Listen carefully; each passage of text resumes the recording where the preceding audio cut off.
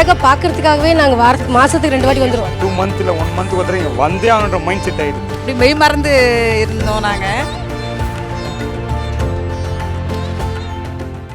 ஆச்சி கொழுக்கட்டை மாவு வந்தாச்சு. ஆச்சி கொழுக்கட்டை மாவிற்கு கொழுக்கட்டை அச்சை கேட்டு வாங்குங்கள். தமிழர்களின் number 1 choice Tamil matrimony. Saubhagya home and kitchen appliances. ISKCON இந்த பெயரை கேட்டதுமே நினைவுக்கு வருவது கைகளை உயர்த்தி ஹரே ராமா ஹரே கிருஷ்ணா என ஆடுவதும் பாடுவதும் தான்.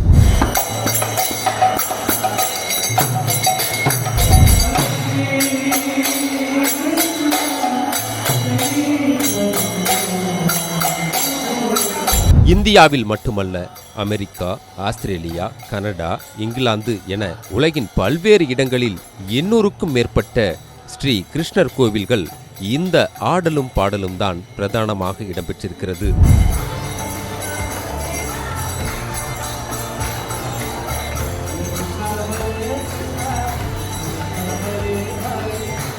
இஸ்கான் கோவில்கள் பற்றியும் பலரும் அறிந்திராத கிருஷ்ண வழிபாடு பற்றியும் இந்த நிகழ்ச்சியில் விரிவாக பார்ப்போம். இந்து மதத்தில் சிவனே முழுமுதல் கடவுள் என்பார்கள் சிலர். பிள்ளையாரை முழுமுதற் கடவுளாக வணங்குபவர்களும் உண்டு. அதே போல பகவான் கிருஷ்ணரை முழுமுதற் கடவுளாக கொண்டாடுகிறது இஸ்கான் அமைப்பு.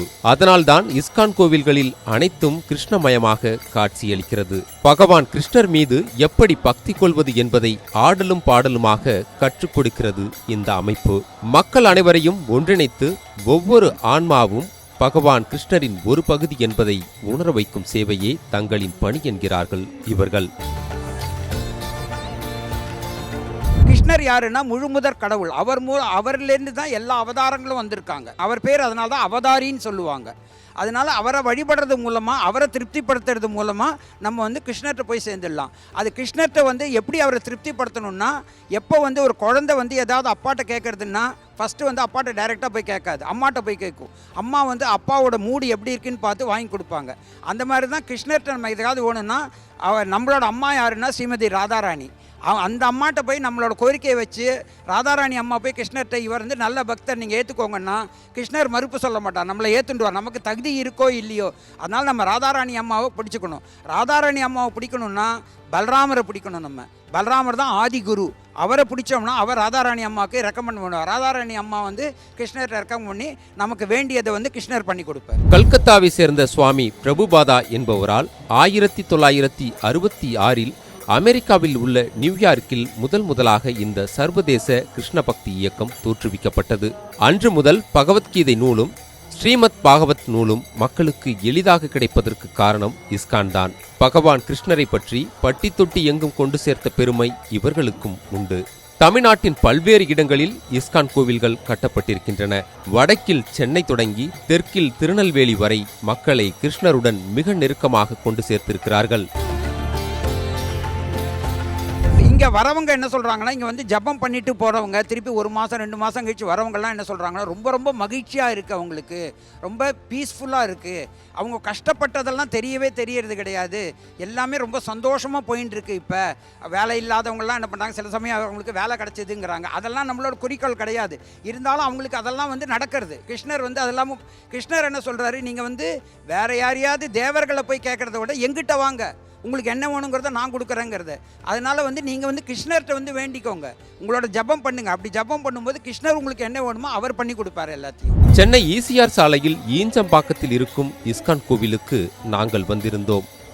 சென்னையில் ஒரு கிருஷ்ணர் கோவிலை கட்ட வேண்டும் என்று இஸ்கான் நிறுவனரான பிரபுபாதா சுவாமிகள் கனவு கண்டார். 1972 முதல் பல்வேறு முறை சென்னைக்கு வந்து அதற்கான முயற்சிகளை மேற்கொண்டார்.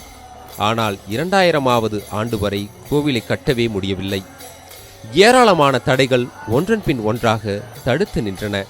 அந்த தடைகளையெல்லாம் உடைத்து 2002ஆம் ஆண்டு சென்னை ஈஞ்சம்பாக்கத்தில் 6.5 ஏக்கர் நிலம் கண்டுபிடிக்கப்பட்டு கட்டுமான பணிகள் தொடங்கப்பட்டன. ஜப்பான் நாட்டை சேர்ந்த பானுசுவாமிகள் என்பவரின் வழிகாட்டுதல் படி கலிங்க முறை கட்டட பாணியில் கட்டப்பட்ட இந்த கோவிலுக்கு 2012ஆம் ஆண்டு ஏப்ரல் மாதம் கும்பாபிஷேகம் செய்யப்பட்டது. கிருஷ்ணருக்கு பக்தி எப்படி பண்ணணுங்கிறத சொல்லி கொடுக்கறது தான் இந்த இயக்கத்தோட முழு குறிக்கோள். இதை சில பிரபுபாதர் அவரோட 69வது வயசில் ஆரம்பித்தார். எங்கே ஆரம்பித்தார்னா அமெரிக்காவில் ஆரம்பித்தார். அவர் 11 வருஷத்தில் 14 முறை உலகம் முழுக்க சுற்றி 108க்கு மேலே இஸ்கான் கோவிலை நிறுவினார் அவர். இஸ்கான் கோவில்களில் பிரதிஷ்டை செய்யப்பட்டுள்ள தெய்வங்கள் கிருஷ்ணரே என்றாலும் வெவ்வேறு ஊர்களில் வெவ்வேறு பெயர்களில் அழைக்கப்படுகின்றன.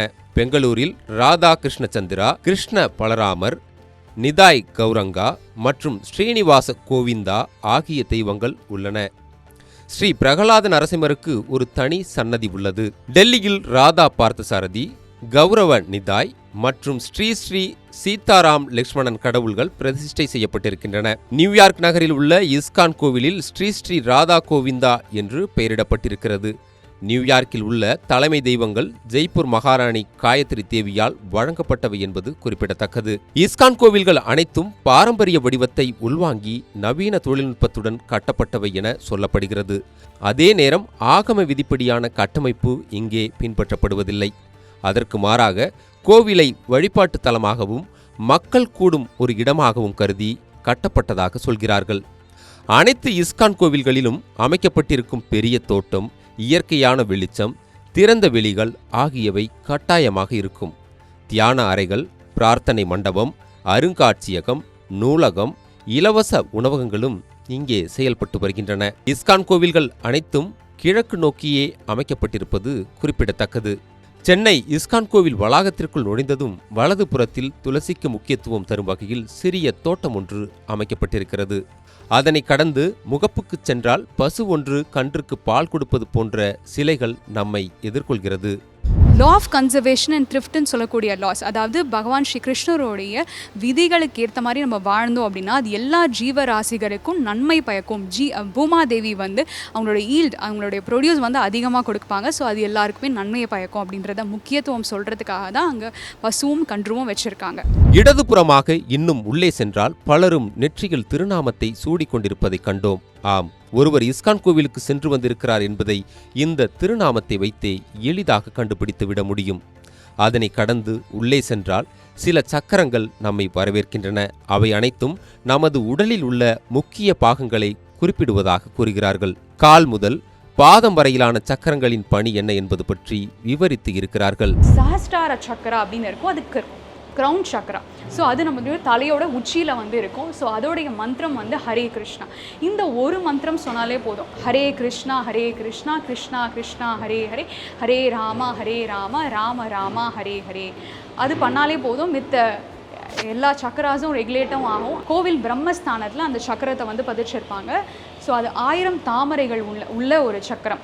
அதுக்கு மேலே பார்த்தீங்க அப்படின்னா சாண்டிலியர் வச்சுருப்பாங்க. ஸோ அதில் பார்த்திங்கன்னா 500 ஹிமாலயன் கிறிஸ்டல்ஸ்னால செய்யப்பட்டிருக்கும்.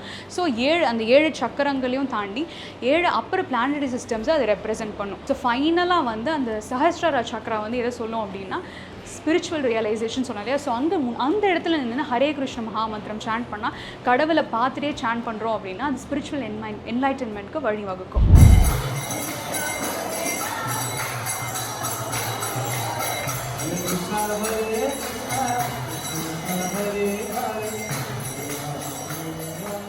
பிரதான மண்டபத்தின் சுவர்களில் கிருஷ்ணரின் பிறப்பு முதல் அவரது லீலைகள் வரை பல்வேறு சம்பவங்களை நினைவுபடுத்தும் வகையில் ஓவியங்களை வரைந்து வைத்திருக்கிறார்கள். மதம் பிடித்த யானை ஒன்றை கிருஷ்ணர் வதம் செய்து பாட்டியம்மாவிடம் பழம் பெற்றுக்கொள்வது என நாம் இதுவரை அறியாத பல கிருஷ்ண லீலைகள் அங்கே இடம்பெற்றிருக்கின்றன. கிருஷ்ணர் ஒரு பாட்டிம்மாவுக்கு பழம் வாங்கிக்கிறாரு கிருஷ்ணர் அவங்கள்ட்டேருந்து.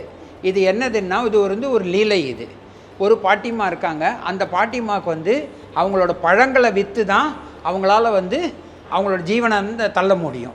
அந்த மாதிரி இருக்கும்போது எல்லோரும் ஒவ்வொரு இடத்துல போகும்போதும் கிருஷ்ணர் அப்படி இருக்கார், கிருஷ்ணர் இப்படி இருக்கார், ரொம்ப அழகாக இருக்கார், ரொம்ப அருமையாக இருக்கார், எல்லாருக்கும் அதை தருவார் இதை தருவார்னு எல்லோரும் சொன்ன உடனே அவங்களுக்கு அந்த கிருஷ்ணர் யாருங்கிறது பார்க்கணுன்னு ஆசையாக இருக்குது. ஆனால் யாருன்னே தெரியாது அவங்களுக்கு. அவங்க இருக்கிற கிராமம் ஆற்றுக்கு அந்த பக்கம் இருக்குது. ஆறுக்கு இந்த பக்கம் கிருஷ்ணர் இருக்கார். ஆனால் எந்த இடத்துல கிராமத்தில் கிருஷ்ணர் இருக்காருன்னு யாருமே அவங்களுக்கு சொல்லலை. கடைசியில் கிருஷ்ணர் இருக்கிற கோகுலத்துக்கு வந்த உடனே இந்த மாதிரி வித்துண்டே போவாங்க. கோவிந்த தாமோதர மாதவேட்டி அப்படின்ட்டு பாடிண்டே போவாங்க பழத்தை எடுத்துட்டு. அப்போ கிருஷ்ணருக்கு காதில் விழுந்த உடனே அப்போ வந்து சின்ன கிருஷ்ணர் 2 வயசு 2.5 வயசு கிருஷ்ணர். அப்போ கிருஷ்ணர் வந்து குட்டி கையில் வந்து வீட்டிலேருந்து தானியத்தை எடுத்துன்னு ஓடி வருவார். அந்த ஓட்டையிலெல்லாம் அங்கங்கே தானியம் கீழே விழுந்துட்டே இருக்கும். விழுந்துட்டே இருக்குது.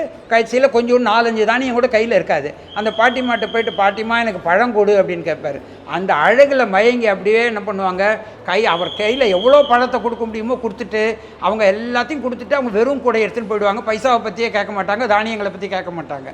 அப்புறமா பார்த்தாங்கன்னா அவங்க வந்து அந்த படகுல அந்த ஆற்றுல கடந்து போகும்போது பார்த்தா திடீர்னு பார்த்தா வெயிட் ரொம்ப ஜாஸ்தி ஆயிடுச்சு கூட. என்னன்னு திறந்து பார்த்தா வைரம் வைடூரியம் எல்லாமே இருக்குது அதில். அவங்க வந்து பார்த்தாங்க, இதெல்லாம் நம்மள்கிட்ட இருந்ததுன்னா நம்மளால் கிருஷ்ணரை பற்றி நினைக்க முடியாது அப்படின்ட்டு ஆற்றுல கவுத்து விட்டுருவாங்க.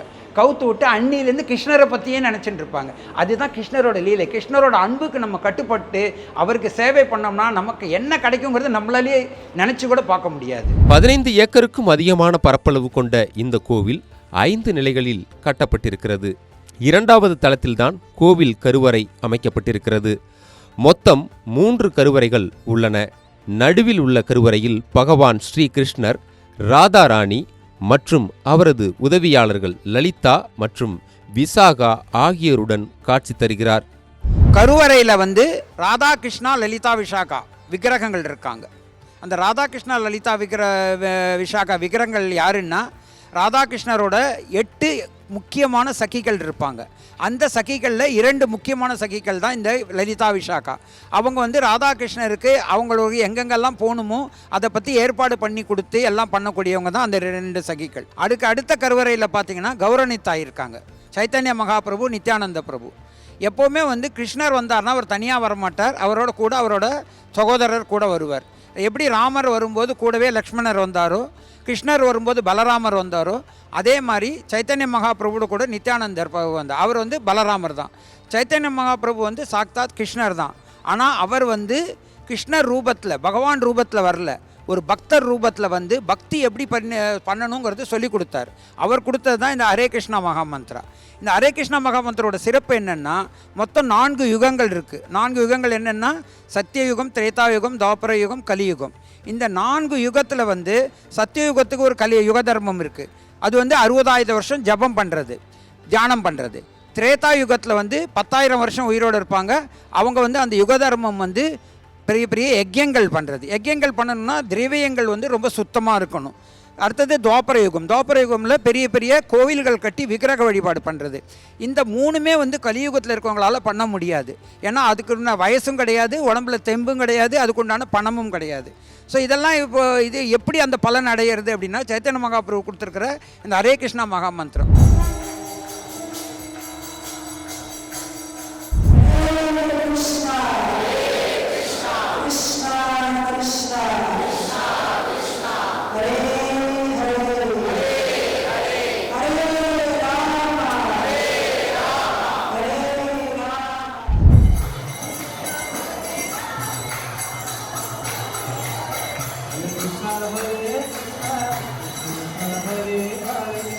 கிருஷ்ணரின் இடப்பக்கத்தில் பூரி ஜெகநாதர், பலதேவர் மற்றும் சுபத்ரா ஆகிய தெய்வங்கள் பிரதிஷ்டை செய்யப்பட்டுள்ளன. கருமையா இருக்கிறது ஜெகநாதர், வெண்மையா இருக்கிறது பலராம்நாதர், நடுவில் வந்து மஞ்சள் நிறத்தில் இருக்கிறது அவங்களுடைய தங்கை சுபத்ரா தேவி.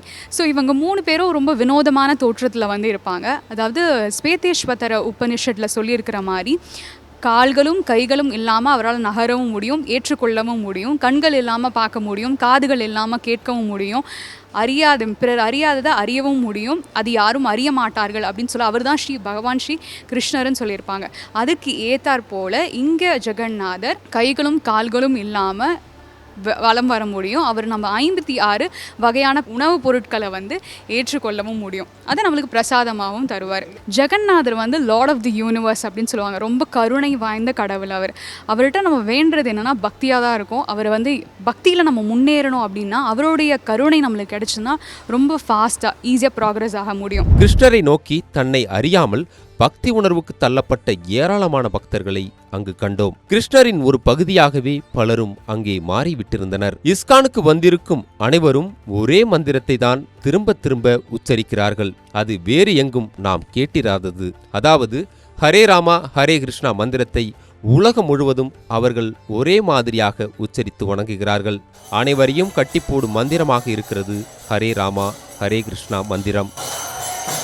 இந்த மகாமந்திரத்தை சொல்கிறது மூலமாக இந்த 3 யுகங்களில் பண்ணினா என்ன பலன் கிடைக்குமோ அதை விட கூடுதலான பலன் ரொம்ப சுலபமாக கிடைக்கும். ஆனால் இது சுலபமாக கிடைக்கிறதேங்கிறதுக்காக இது வந்து ரொம்ப சீப் கிடையாது, ரொம்ப ரொம்ப சக்தி வாய்ந்த மந்திரம். அதனால தான் இதுக்கு மகாமந்திரம் சொல்கிறாங்க.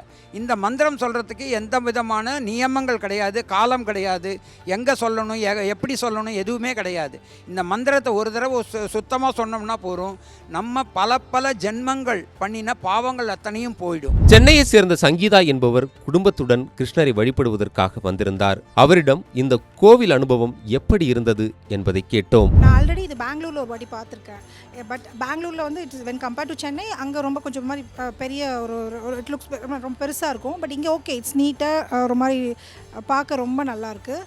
Ambience also it looks good and infrastructure also it's really goods. நான் ஒரு சிவில் இன்ஜினியர், ஸோ அதனால் அந்த ஒரு ஆஸ்பெக்ட்ஸில் ஐம் டெல்லிங் யூ. உள்ள இன்டீரியர்ஸ்லாம் ரொம்ப அழகாக டெக்கரேட் நல்லா பண்ணியிருக்காங்க. So when comes to the devotional things சொல்லணும்னா அது ஒரு மாதிரி அந்த பஜனை பாடுறது, ஸோ உட்காந்து ஒரு பீஸ்ஃபுல்லாக கேட்குறது, அது ரொம்ப நல்லாயிருக்கு. எல்லாமே அந்த பாட்டு பாடுறாங்க, ஒரு மாதிரி காமாக ஒரு மாதிரி வந்தோம்னா ஒரு மெடிடேஷன் அந்த ஒரு ஃபீல் நமக்கு கொடுக்குது. சென்டர் ஆஃப் த அட்ராக்ஷன் பார்த்திங்கன்னா நம்ம கிருஷ்ணா ராதா அவங்க ரொம்ப அழகாக டெக்கரேட் பண்ணி ரொம்ப ஒரு மாதிரி பார்க்குறதுக்கே ரொம்ப அழகாக இருக்குது. நான் அங்கேயே ஹார்ட்லி ஒரு 15 to 20 minutes டைம் ஸ்பெண்ட் பண்ணுவோம் எங்கள் ஃபேமிலி ஃபுல்லாக பார்க்குறது. என் பேர் ஜனரஞ்சினி. நாங்கள் இன்னைக்கு ஃபேமிலியோட இஸ்கான் டெம்பிளுக்கு வந்திருக்கோம். ஏப்ரலில் தான் பேங்க் ஜாப் கிடச்சிது. ரொம்ப சந்தோஷமாக இருந்துச்சு. வேலை கிடச்சிட்டு எனக்கு இந்த கோயிலுக்கு ஃபஸ்ட் டைம் வரேன். ரொம்ப சந்தோஷமாக இருக்குது. உங்களுக்கு எவ்வளோ பிரச்சனை இருந்தாலும் அதை பார்த்தோன்னே மனசு அமைதியாகிடுது. நீங்கள் ரொம்ப உங்கள் பிரச்சனைலாம் மறந்துடுவீங்க.